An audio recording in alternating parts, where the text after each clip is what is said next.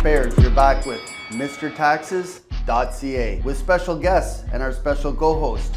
Make sure and tune in weekly Wednesday mornings, 9 a.m. Pacific time, 12 noon Central. Remember to subscribe and remember to smash, bash, and kick it in the you-know-what with that like button if you want more videos like this.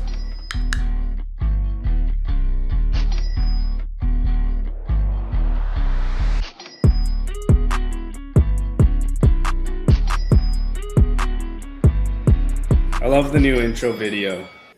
The team did a good job on that, Rob. Yeah, that's Matthew and Alicia, our in-house music prodigy, put together. He calls it the Mr. Taxes Money Jingle. Nice, looks good. I told him that Merv Griffin is still being paid royalties on the Jeopardy jingle. That's the highest paid royalty music in history. Makes about $40 million a year from that jingle on royalties. So my son Matthew went out and got a keyboard, synthesizer, and some computer software, and now he's doing jingles. So here we have it. It's your second time on with us, Ryan. Yeah, it's good. It's like I feel I'm all honored to come back for the repeat, right? Either did something really wrong the first time, I got to make amends, or I did something okay, and I can do another one. Well, as long as the checks keep coming in there, we're happy, and we're happy to get you back on. So what we're going to be doing moving forward, and Ryan has graciously volunteered his team that does training in-house with Filogix, some of their training team in Ontario, to come on once a month and show you the back end of Filogix, how it works, etc. So we're looking forward to that, and especially today to kick it off with the in-house expert. Right, perfect. Yeah, appreciate that, Rob. It's good to see you, and just good to see you and have you get back. And I have to admit, like, just the reflection you got on your screen kind of looks like you got the bat signal showing behind you, right? So I'm waiting for you to bring out that superhero cape and just kind of fly through and defeat crime everywhere. So good use of lighting down there. It's one thing that we do here is the superhero stuff on the NOA orders. You know, some of them are quite hard to get through with CRA now with tightening up their security. They used to tell us on the NOA orders when we would submit, they would have a field for first name, and you could put a second name in that field if somebody did use a middle name and then last name. So they break it up, I guess, for all the IT quirks out there into two fields, but first name, so you could have a space and an initial, etc. The error code used to come back whether it was a first name error or last name. Now they just say doesn't work. Good luck. And so there's Jesse puts on the superhero cape there from time to time. So our agenda is what are you going to learn? What are they going to see today, Ryan? Just a little sneak. Yeah, quick snippet. I want to talk a little bit about workflow. So the one I talked about last month, we talked about kind of gamification and consumer experience. I wanted to show how to start working in your workflow, how to think about the workflow, and how to start building automations that help you out to make that customer experience a little more easy, a little more elegant. Yeah, so stay tuned for that. Ryan's got about a 30-minute demo on workflow, which we're looking forward to see as well, because you have a few years experience in the industry. Yeah, well, remember he used to have really thick, luxurious hair, right? Just come down and be like a rock star hair, like Bon Jovi from the '80s. But that's a little bit in the past now. The Ron Duguay look. Yeah, absolutely. Yeah, hockey hair, the best style of hockey hair ever, right?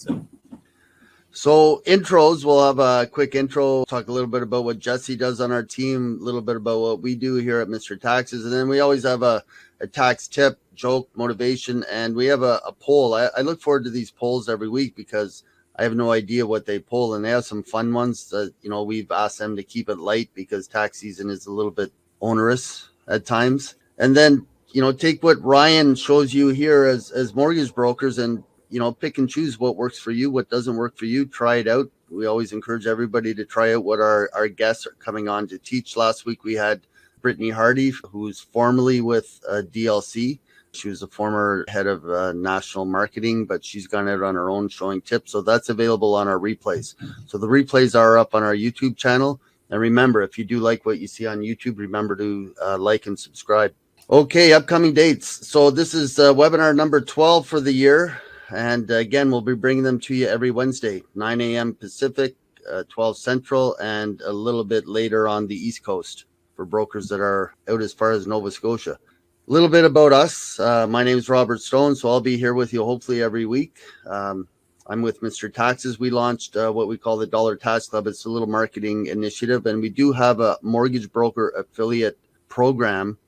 So we do give out referrals. We're not a mortgage brokerage. We work with Filogix specifically on the document side to help secure documents for your clients from Canada Revenue when your clients cannot access their own. And we've been around for quite a while. We started working on this mortgage broker program in 2008 when we first started retrieving NOAs online. At one point, we had 42 offices, mostly in Western Canada. We had 7 in Ontario. We sold out on that business in 2015. 2018, we came back with a vengeance. We had a 3-year non-compete, and now we're on the Canadian Franchise Association. So if somebody out there is looking to complement what they're doing on the mortgage side, if you have a mortgage brokerage and you're looking to franchise, it's a great lead generation. My name is Jesse. If you've been watching the last previous weeks, you've heard my story a little bit. I've been an online entrepreneur since 2016. Done a lot of digital marketing, Facebook advertising, putting different systems, processes in place. Just essentially helping business owners make their life easier is what I really enjoy doing. I've been fortunate enough to be represented as #1 in sales for 3 different global companies that I'd represented through my career so far. Built and led teams of thousands of people, put many different courses and trainings together. And a couple of years ago, I actually got my life insurance license, which is partially what led me here with Mr. Taxes and the Dollar Tax Club. After meeting up with Rob and the team to go through my own personal taxes and corporate taxes and just get everything caught up. Through some conversations that were had, he realized that my passions are in putting systems and processes together, but I was also life insurance licensed and not really working with the company that I started with anymore. So there was a really good opportunity that opened up from a couple of different avenues with Rob and the team. And now I help out with a lot of the automation side of things, putting the affiliate programs together for the mortgage brokers, just making sure that everything's working smoothly and people can go through it seamlessly, and making sure that everything is just essentially working. And then also on the life insurance side, I'm now heading up the Alberta division for Mr. Insurance and the team, and working with some of the brokers that are coming through, and just really excited for the future. Things are starting to evolve now. What seemed like a big uphill climb for a few months is now starting to feel real. So that's me. Yeah, I guess the government paperwork, a lot of that stuff gets in the way sometimes. I guess brokers can appreciate that as well. So Ryan, I'm not going to try and go through your accolades, 20, I believe it's around 20 years with Finastra and Filogix, the old LLS and the whole evolution, but give the listeners, for those that are using Filogix that don't know who Ryan Spence is, not to be confused with the other Spence, but yeah, just let the listeners know who you are for those that haven't met you or don't know maybe who's behind the scenes at Filogix. Sure. Yeah, I think one of the better jokes, of course, is the last name is Spence. People say, "Oh, is that Spence Diamonds or Spence Shoes?" And of course, the answer is no, and everyone loses interest right away. So I've been around in the broker space for about 20 years. My actual degree, I have a degree in evolutionary theory, so theoretically, I'm a biologist by trade, but 20 years ago, evolutionary theory didn't pay as many bills as I was hoping. So I migrated over to work in a smaller company called LSS at the time with a buddy of mine, and that's where it started. So last 20 years, I've been working in the broker space. If you put the word mortgage and broker in the same sentence, it generally falls under my purview. I've been dealing with the same clients for a couple decades, and in some cases, I've dealt with the clients, and now I am dealing with their clients' children, who are also now licensed brokers. So pretty good history through the industry, and I've kind of seen all the various changes in technology that have come through. Certainly in the Filogix world, we've been sort of forefront of technology for a long time. So it's very interesting to see how people have evolved and what the next thing we think is going to be, and what the evolution of the transaction has been over the past, I don't know, even the last 5 years has been a big change. So what do you see, let's say, in the next let's say the next year and the next 5 years, what are the two biggest changes? I think a lot of it's coming.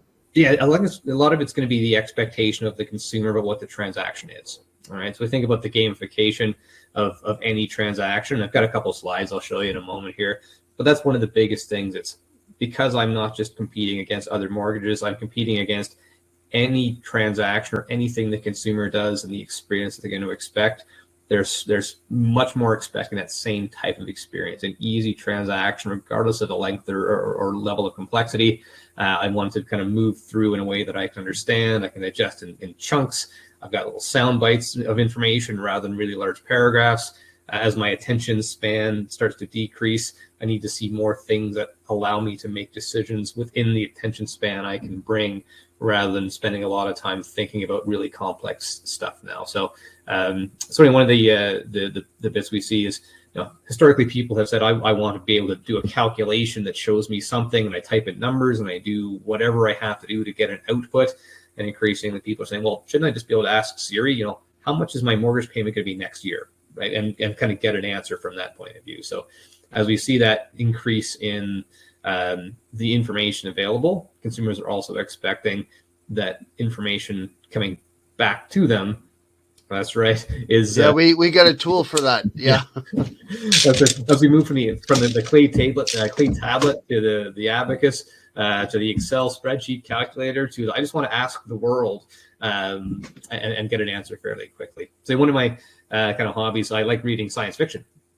So we think about science fiction as being what happens in the future. And I look at 100 years from now or 1,000 years from now. There's definitely the idea that I really know nothing. I just ask the question, I get the answer I'm looking for, because the system, the thing I'm asking, the intranet or the whatever it becomes, just knows everything and can make predictions and tell me that information in a timely, contextually aware and pertinent moment, right? So anyway, I think it's pretty cool, but that's what we're going to seeing in the next little while is consumers looking for more information in just give me some broad stuff and drill down quickly without a lot of complexity into here's the answer I'm looking for.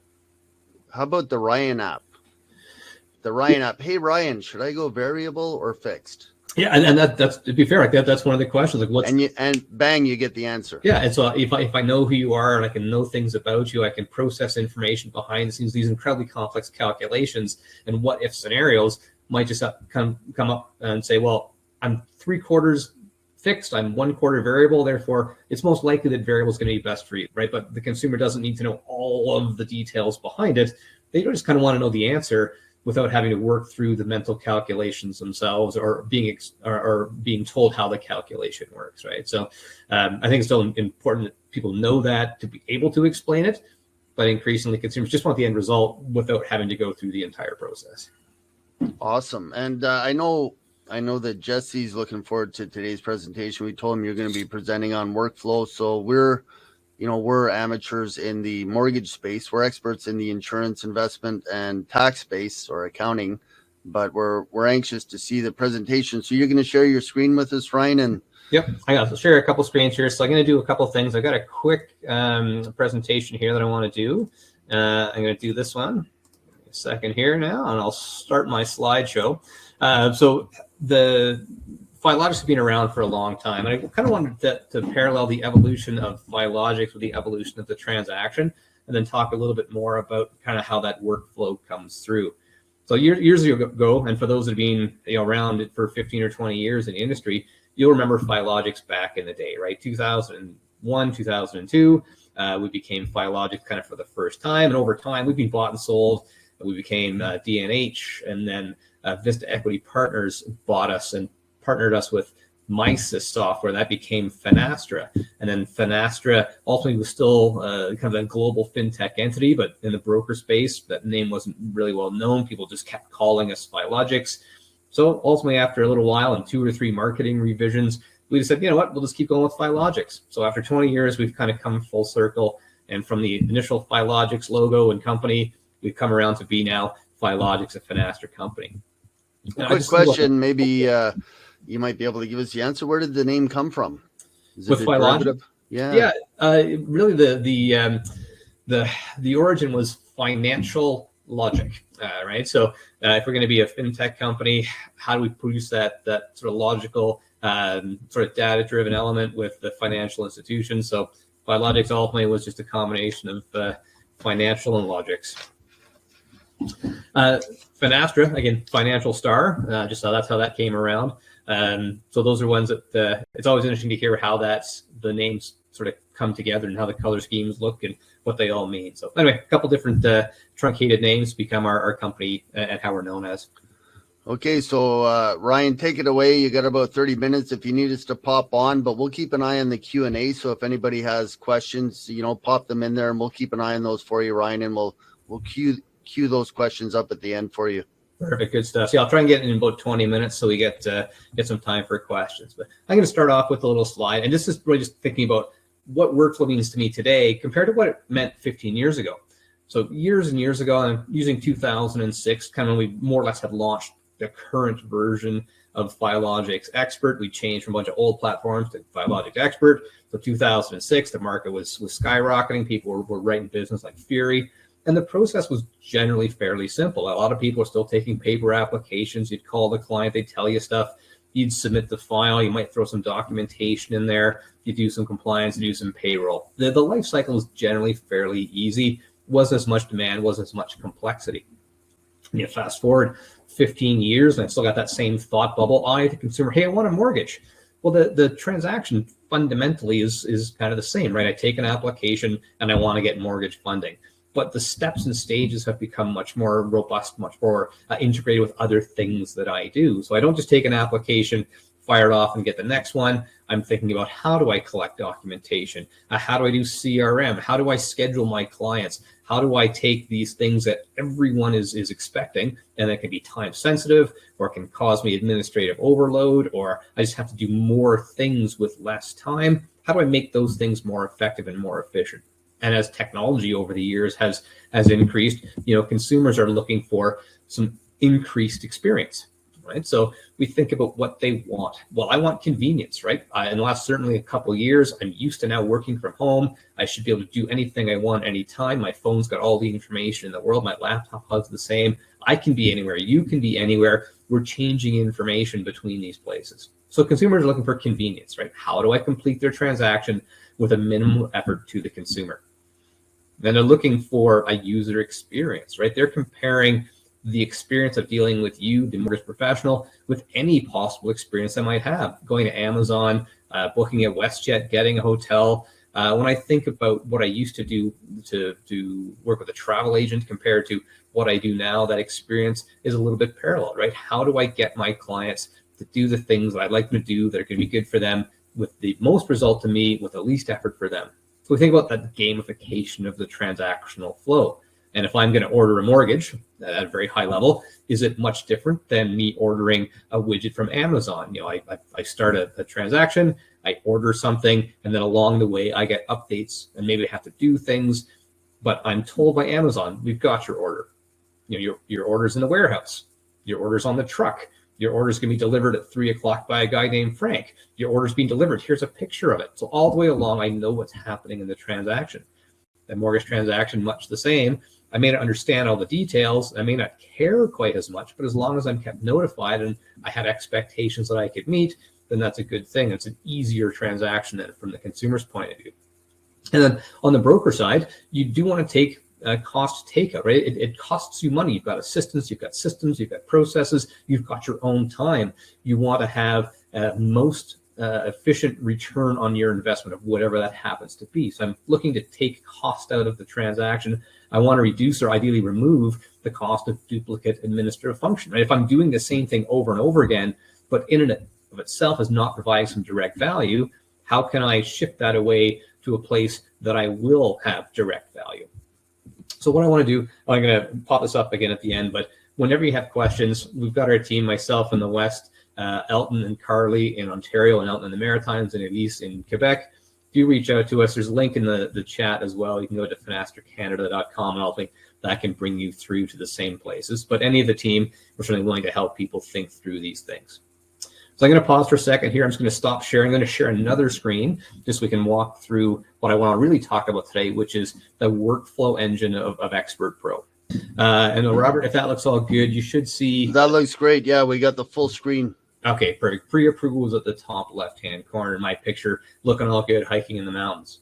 So I'm working now on what we call Expert Pro. This is our newest version of Expert, and I'm not going to go through a whole demo of all this stuff. I know, Robert, you've got a video on your YouTube channel that talks about kind of that high-level demo that we did the last time, and we've got other resources internally on the Filogix side to help out agents if they're looking. So anyone who wants a full demo, reach out. You can watch the old video on Robert's channel, or finastercanada.com. There's links where you can find how to contact us. And you've got, and more importantly, if you're a broker tuning in and you haven't used Filogix, I know you have a trial version. Correct. Yeah. So we'll put that link up on the right side for anybody tuning in that is not on Filogix that wants to give it a test drive. Perfect. Appreciate that. Thanks, Robert. So what I want to talk about really today is one part of Expert Pro. This is what we call boards. So on the left-hand side of my screen, I've got boards. And for those that are kind of used to Trello, it looks very much the same, right? I've got columns that define states of the life cycle. And then I've got little cards inside each of these that I can move along to the various states. I don't really want to talk about the client so much right now. These cards aren't what I'm going to focus on today. What I really like to focus on is the state, right? This is the workflow that I'm thinking about.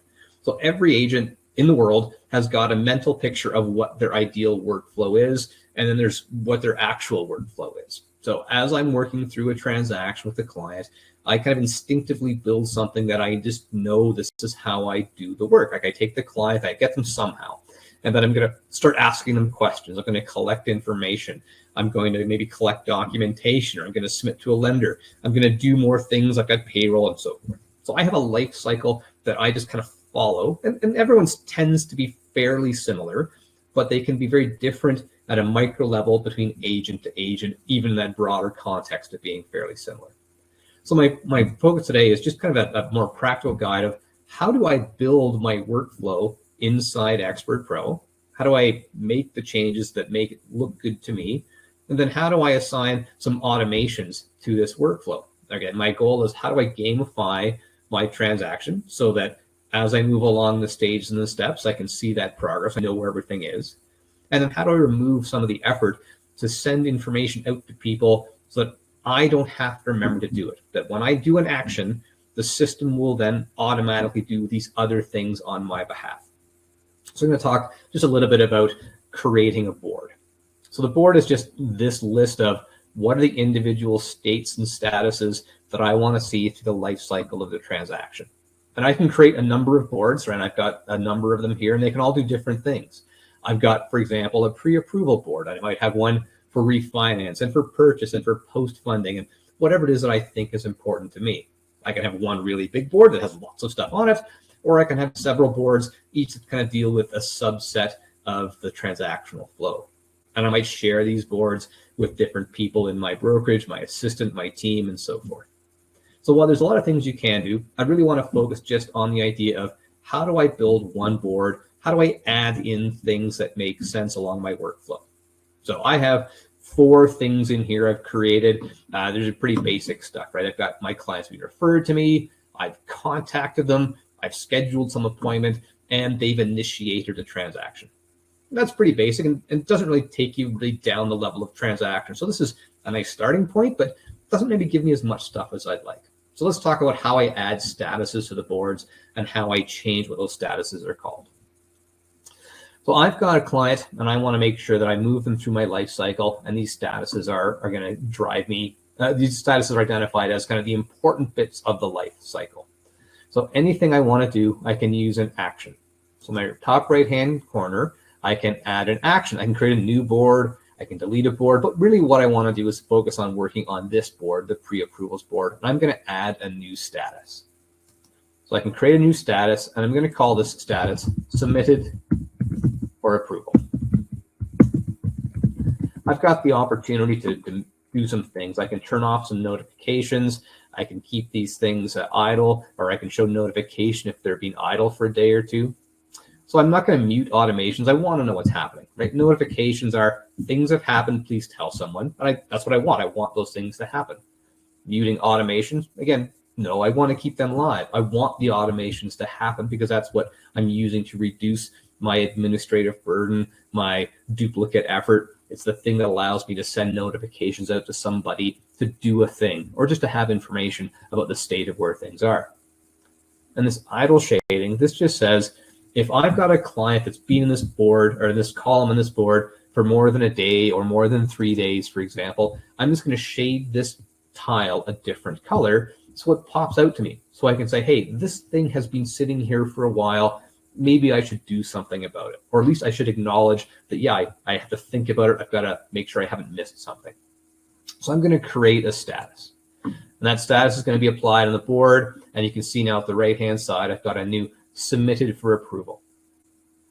And submitted for approval, that's pretty good. I can keep moving through the life cycle and create new statuses, and they'll keep being applied to the right-hand side. So submitted for approval might be one I'd like to think about. And then I'll create a new status that says, document collection. Again, same thing. I'll add some shading in here if I need a couple days. I've got document collection. Fair enough. Now, maybe I don't need scheduled as an edit. So scheduled is one that I don't think I really need. Between first contact and initiated, scheduled seems to be a bit of a duplicate, right? There's no real effort for that. I maybe thought I needed to use it originally, but after some time, I realized I don't. So if I click on my little wheel icon here, I can go through, so I'm going to hide this at the bottom so you can see it, but I can remove this status, or potentially I could edit some of the portions of this status. But I'm just going to get rid of this one. Scheduled isn't one that I need to have. So I've got a couple statuses now. I've got referred and I've got a first contact, and this might mean something different to me. The client's just arrived. I've reached out to them. I've submitted to approval. I've got document collection, and I may move through a few other statuses. So I'm going to show you another board in a moment that's kind of a bit more robust, but I just want to get you the idea of how do I physically put these statuses in, and if I want to change where these statuses are, how do I do so? So let's just say I want to move my initiated status a bit to the left. I think referred, then initiated, then first contact's a better way to go. So again, if I click on my little wheel icon, I can move that status, and clicking to the left simply moves it over to the right side, to the left side a bit more. And if I click on the wheel again, that takes it back to neutral and keeps me in place. Now I might also want to change the name of this status. And for this little pen icon, I'll just click over to the right here. I'm going to say referred. I'm going to say interview scheduled. Maybe that's what I like to do. All right, whatever the thing is I feel is going to be important. And again, a quick little check mark, and I've updated the status. So now I'm migrating through my workflow. And over time, you may find you make changes to this. Usually when people first come into the system, their boards tend to be fairly broad, right? Because I have a workflow I've mentally got in my mind, but putting that down into paper and kind of writing down specifically at what stage and what step I want to do things can be a little bit more challenging. That's one thing we always encourage people to do, is spend some time thinking about what that workflow is. What do you actually do? And make a comparison to, well, should I do it that way? What would I really like to do? If I could make, if I'm like the fairy godmother or Cinderella, if I wave my magic wand, what is the ideal state? Not thinking about what I have to do and where and how, but just what is my ideal state? What are the things that I think are really important in this transactional flow with this particular client? Over time, those generally become more robust and more granular as you realize, yeah, this is a nice intermediary stage, or I'm going to make a little more fine control. So as I've worked through and I've built out my board, and I'm changing what those boards are and changing the status locations and adding new statuses, I can also do automations. And this is kind of the second half of how do I really make these boards work well. On my left-hand side, I've got what's called view automations. So in this automations, I have a couple different choices. I can look at automations on my board, and I'm only going to focus on the board level for today. There's a couple other choices, but those are things for another day. In my board level, I have a couple options. I can create automations that happen when I do something, or I can make automations that happen when anybody does something. And that action is me dragging those little consumer tile cards from status to status. So as I move my tiles from spot to spot on the board, actions can happen based on what I've done. So I typically say I want these to be triggerable by any board member. And what that really means is if I have a team My team's probably all working together. We've got a very defined process internally. So I want anybody who's working with this client to be able to move that client along so that anybody can see what's happening, and that client experience is kind of universal. Regardless of which one of us does the action, the client should always receive the same type of experience. So I can create automations. So right now, I'm going to create a new automation. I've got a couple choices: when a client profile is changed or when a client profile is created. So my first step, there's going to be a few things that pop up. I've got choices to make. This trigger is going to be, well, which one of these things is going to be the case? Is it when my profile is created or when my status is changed? Let's go with client profile created. So this just says, when I add a new client profile, a new tile on a particular board, I'll say my pre-approvals board, just because that's what I'm working with, I want to do an action. We've got a number of actions. We can send a request package. We can send emails to clients. We can do an activity. I've got capacity to be able to synchronize my email, my Gmail, my Outlook within the pro world. So sending emails to clients can happen automatically. And I might say, great, I want to send an email out to a client that says, thanks for becoming part of my client base. Here's what I want to do. And I'll show you what that looks like in a moment. But really, our first one is just nice thing. It says, I'm going to create a little checklist. I'm going to checklist. Oops, I'm going to create an activity because I want to assign it to somebody. So I'm going to create an activity that's scheduled for immediately. So my client's created. It's going to be 7 a.m. and it's going to be assigned to somebody. Right? So I'm going to assign it to myself, or I could assign it to my assistant, Carly, or I could just assign it to Carly. Whatever the case may be, I'm assigning it to someone that says, you need to do this thing. So Carly is going to get an automation. It's going to appear in the system. She's going to get an email that says, I want you to do these things. And this could be, order a Starbucks card.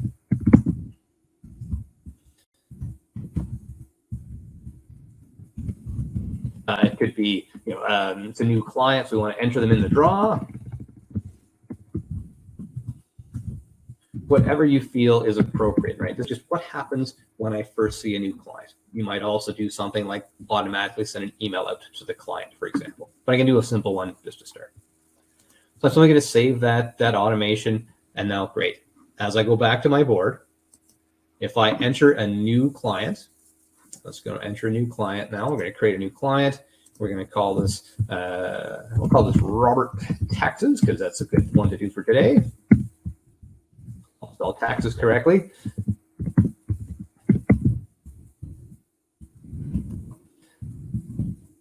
I will actually learn how to type better. I can provide a renewer if I need, but I can quickly create a new profile. So it's going to be created on a new profile. Fantastic. It's in that referred section. So let me go back to my board now and say, I've created a new tile. Oops, there we go. And you can see that I've created a new tile. This now has some activities. This little green bell icon says we have actions that need to happen. So immediately, Carly's going to get an email that says, hey, please do these things. If I click on my little bell icon, it will give the actions that we need to do. We've got to order them the Starbucks card, and we've got to enter them in the draw, right? And we've got to do other activities as well. So as I make these automations, as I move my tiles from column to column, I'll move Tim over from referred to interview scheduled. And as I move Tim to first contact and submitted to approval, that's the action that triggers whatever automations I have built in to my system. So as I work through those boards and as I create new automations, I can be increasingly more granular. Should I modify what happens when this is submitted? Do I want to email Tim and also set up an activity for Carly, my assistant, or set up something that I should do, or send a request package to the client to collect documentation from them? So all these things become things that are easy to do as you get more familiar with setting up that workflow. That's what I wanted to kind of talk about today. I'm going to show a couple examples of other automations I've built just so you can see what's possible. So when you first dive into the system, you've got some idea of, hey, I could do that too. So quick question, Ryan. Somebody comes in, broker, and client doesn't have their notices of assessment or past tax documents. And then we'll follow up a little bit later showing what we provide to you in the package. Yeah, absolutely. So you might have one, for example, let's say you're going to go with the Robert Taxes. You might have an automation built that says, listen, when I first talk to the client, I may not know too much about them, right? So as I do that first interview, maybe I've got that interview scheduled. One of my actions is going to be ensure that you ask for to see if we need NOAs or T4s. You could set up an email that says, listen, I'm going to automatically send you a notification. These are the things that you're going to see from us, right? You're going to get a request to e-sign a document that's going to allow us to get your tax documents, your NOAs, your T4s from CRA. You're going to get a request that we need these other documents as well, the well-was certificate, an employment letter. So you can set up these automations that will go to the client that will say, here's what we need from you. Here's what you should expect, so that you can meet that behavior. So just as I was talking about, so that Amazon experience, it says, we've got your order, the order's in the warehouse, it's in a truck, this is what you should expect and when. You can also build those same type of notifications that go out automatically that say, this is what you expect. And if there's going to be a call to action, we're going to send you something separately that allows you to do this thing. So you're always trying to set that expectation for the client so they know what's going to happen. So whenever something happens, they were expecting it and think, oh yeah, I can do that. I knew it was going to happen. It's going to come to me. I'm going to do this thing. And then when they achieve it, that's it. They've received some information. They've received a call to action. They do the action and they move on to the next step. They don't necessarily have to think about all the complexity behind the scenes. They may not care about how that documentation flow actually comes. They just know, I'm going to get an email that I have to e-sign, and that email is going to let Robert, for example, my agent, pull my tax documents. I don't have to do it. That's a big benefit. So when I look at my automation, I'm going to talk about one. I've got a couple different boards here, and these automations are on a few different boards. But I've got one, for example, that talks about when I have a client first come to me and I add them to my board. This is the first time I've talked to them. Maybe it's a new application. Maybe I'm up on the golf course. Whatever the case is, I've got a new client that has come to me. I add them to my board, and maybe the first thing I do is I just want to send them an email that says, great, thanks, I've got your application. Here's what you should expect from me. And this email is an automatic email that will come out. And in my case, I've built this email to say, here's what to expect. I would like you to click on this link to schedule on my calendar a time when we can talk.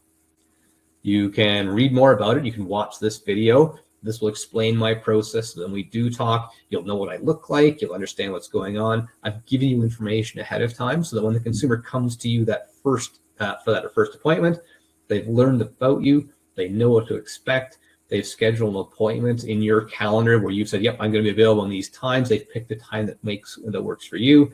They have a whole bunch of information about you. They've done work that you need. You can see them in your calendar when you join into it.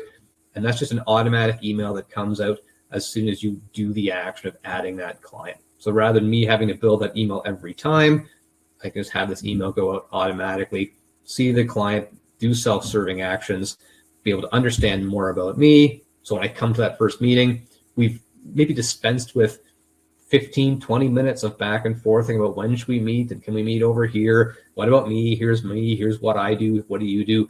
These are all things that they can do on their time, and they come to you much more prepared.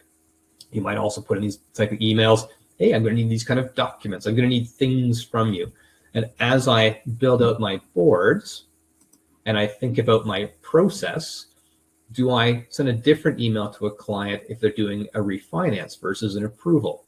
Doing a refinance versus a purchase, an approval versus a pre-approval. And those emails can be tailored specifically to that particular client type.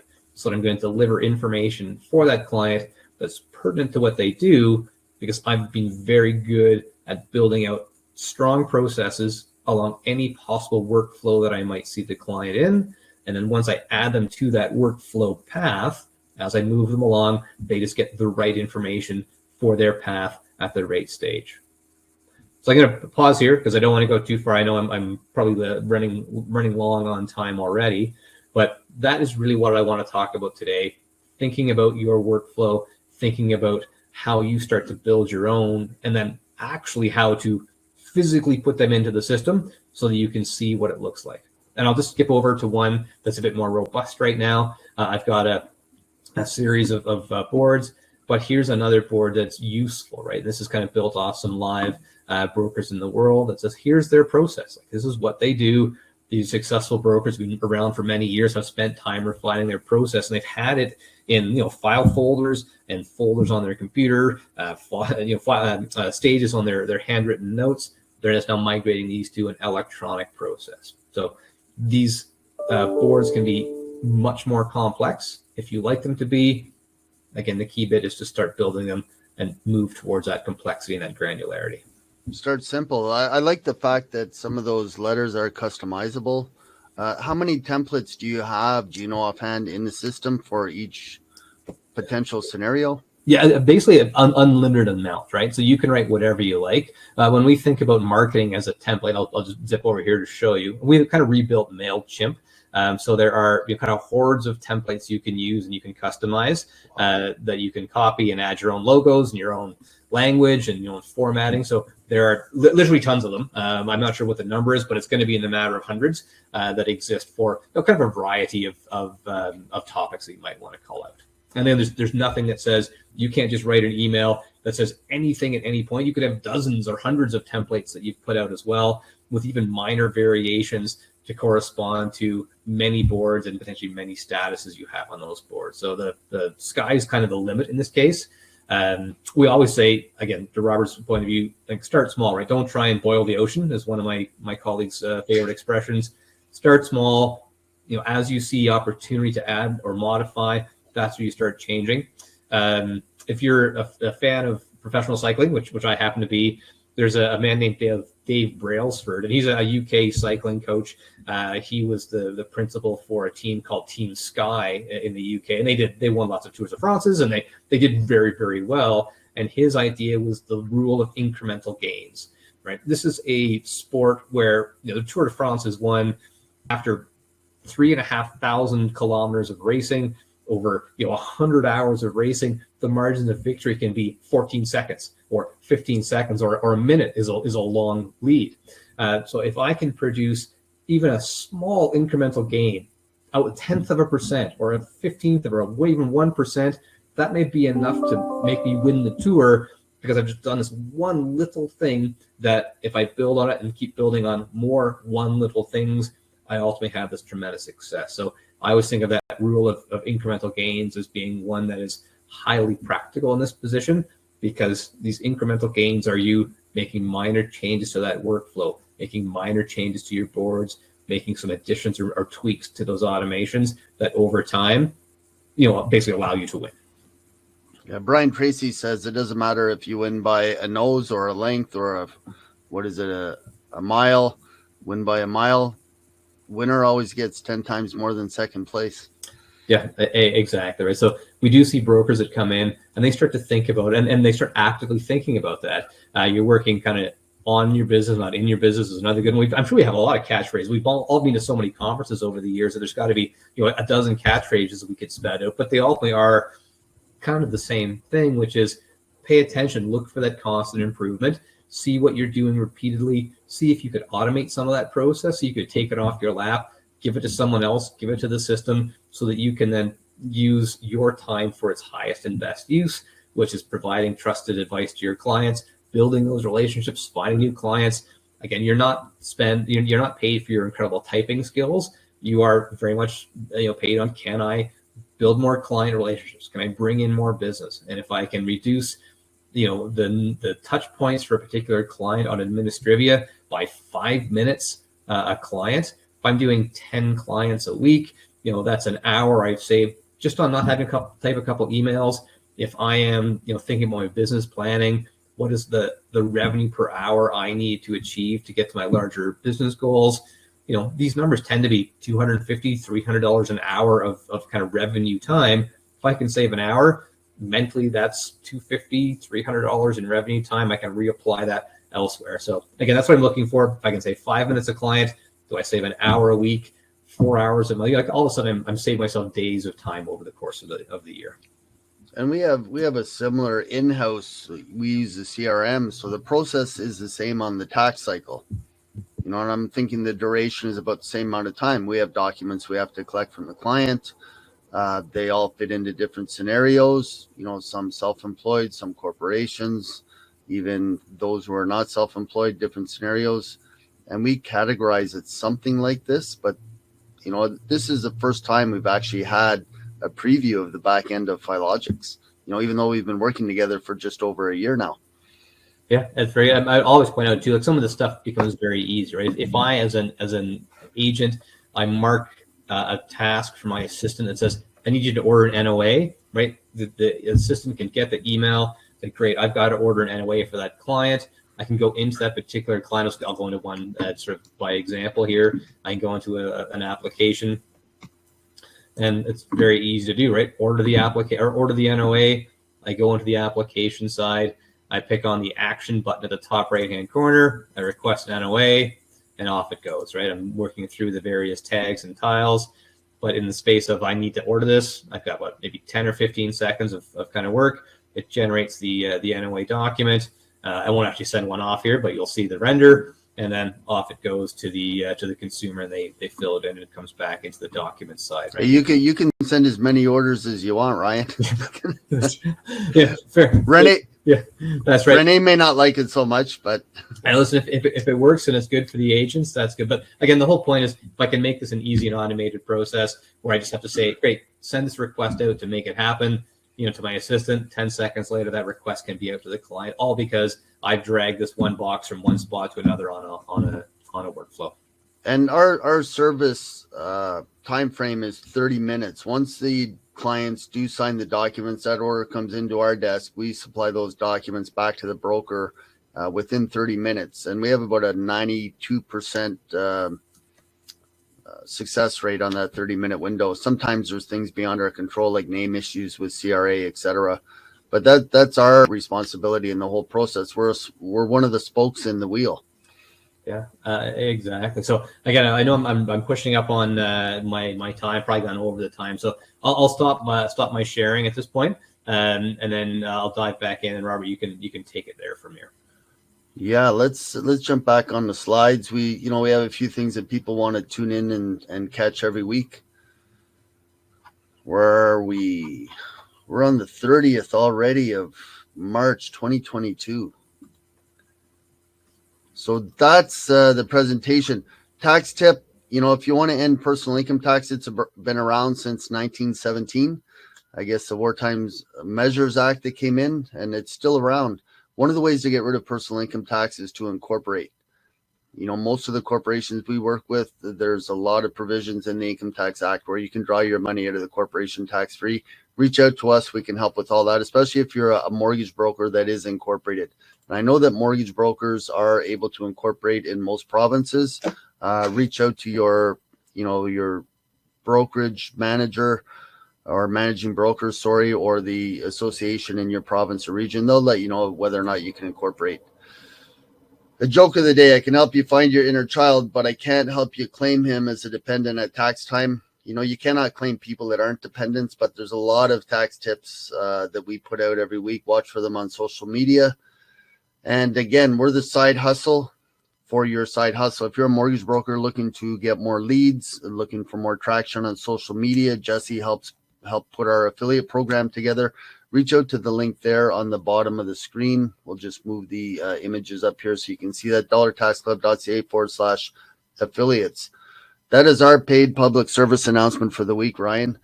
So questions. I know I fielded one there for somebody. Can you customize those templates? And the answer is yes. And there's a lot of different templates in there. Yeah, indeed. We've got, for those interested too, I will throw in, sorry, I just realized I hadn't done that. I've got some links in here that I can just quickly throw in about. Yes, Ryan's going to go into the chat area. I'm not sure if he, oh, there he is. He's back. Yeah, we put a link for the sign up for it's in there in the chat area. If you want to sign up for the trial on Filogix, if you're on the trial and you might want to move up to Expert Pro, reach out. Yeah, absolutely. I just put it in the chat just about a number of videos of how to. So we've got a whole bunch of stuff that are kind of 1 or 2 minute videos to give you a quick high level view of these. And again, the same thing as you're going through, you do a little bit of practice. It makes it easier. As you build a little bit, you get more confidence, you build more complexity, you build a strong foundation that's easier to build out from there. So. And if you're looking for the links, they will be in the lower section on YouTube. If you're watching this on YouTube on the replay, those will be in the comments below. And remember, if you're watching on YouTube, remember to subscribe and like these videos to watch more from Filogix. So, quote of the day. This guy, we put this out before the Oscars on the weekend because Will Smith took a swing at who did he take a swing at? Chris Rock got the Rock, yeah. The hand of Will, right? So I boxed for 15 years. I had 152 fights, and Will Smith actually played Ali, I think, in a movie. You'd think he would have taken a better shot than that if he really wanted to hurt Chris Rock. But I know there was some remorse after, and he did put out an apology. So it's just ironic. This slide was put together before that. So this is one of those 1 in a million. I'd like to think that you've got your thumb on the zeitgeist of the culture, right? You're preparing to be a thought leader here. So that was just a precip, right? Yeah, 11th hour switch there, but no, they put this up. I know that we've had a few Will Smith, and I think that's one fault in his entire career. I think he'll recover from it and move forward. I think those memes won't last long online, but I'm just waiting for Chris Rock to come out and do his next stand-up show, do a whole segment on that, on the Oscars. I know he's going to do something like that because he'll make light of it. That's his style. One of the things we do for clients or for potential clients, so mortgage brokers, if you're on our affiliate program, we do a comprehensive financial review. We go back over the last 12 years of clients' tax documents. We have a 101-point checklist that we go through. It's like doing a mortgage review on a previous mortgage or a renewal. We do the same thing on the tax side. And you can use this as lead generation if you're a mortgage broker wanting to get in on our affiliate program. And this is something that Jesse's put together. Jesse might be able to elaborate a little bit on the affiliate program before we get ready to sign off.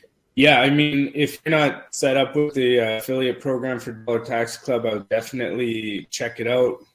Go through it for yourself. See if you come up with any kind of ideas to utilize the program as a lead generation tool. I know for me personally, I've thought of a few different avenues that could go to help generate leads and just build good rapport with your customers and your clients. And there's a few different ways that you could do it. And, when you get happy clients, they usually send their friends and family to you as well. So it's not only generating a lead, but it could be generating referrals off of that lead as well. So. And remember, in the chat area, there is a free trial link to get on Filogix to give it a test run. And, if you need to reach out to Filogix, all those contacts will be in the comments area below. We do have brokers coming on as guests every week. So if you know a broker that wants to get on, we do bring on brokers that are in our affiliate program. One of the requirements of the affiliate program is a account with Filogix.